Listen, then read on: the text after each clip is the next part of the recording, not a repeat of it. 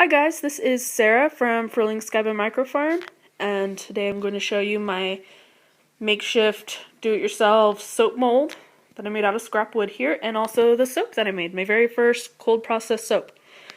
So you'll have to excuse my voice, it's a little funky right now. I seem to have caught a cold.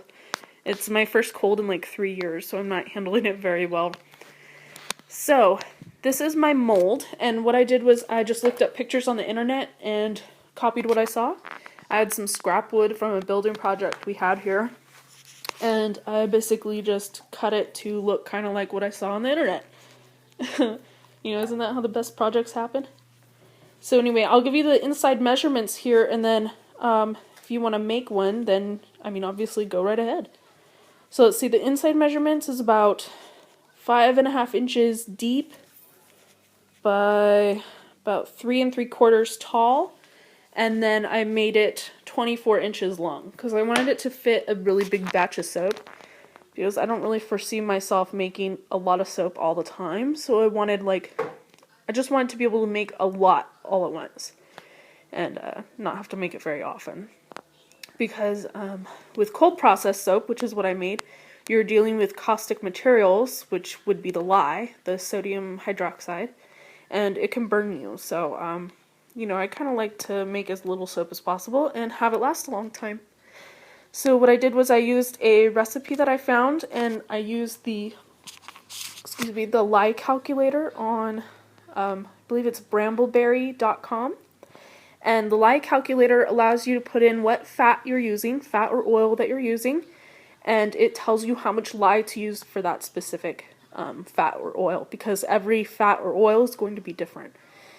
So I used 100% olive oil, just because I like olive oil soap myself, so I knew I would like the end result. And then, when I mixed the olive oil and lye, it made the base, and I added a little bit of honey from our hives here, so I'm kind of hoping this will smell kind of honey-ish when I cut it into bars. So this loaf is the whole thing, and I did a double recipe, so I think I started with 56 ounces of oil and 7 some odd ounces of lye. So I'll post that recipe later on, kind of depending on how well this turns out when I pull it out, and maybe you can do the same. So, also, if anyone's really good at cold process soaps, I'd love your input on this. So I have a lot of air bubbles on the top here, which I know why that happened. It's when I was mixing, I got a little too much air in it.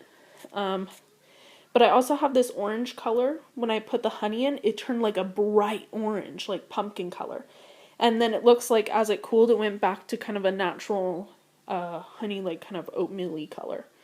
So if you know why it turned that orange color, and if you have some suggestions on how I can keep this ring from happening next time, I have kind of a feeling it's the temperature that I added the honey at was maybe too hot. So if you have any tips, I would love to hear them. If not, I'm going to cut this puppy open and we'll see what happens. I'm going to let it cure for about 4 weeks and maybe sell some and definitely use some. So if you'd like to see more or what this looks like sliced up, go over to our website at fmicrofarm.com. Bye guys.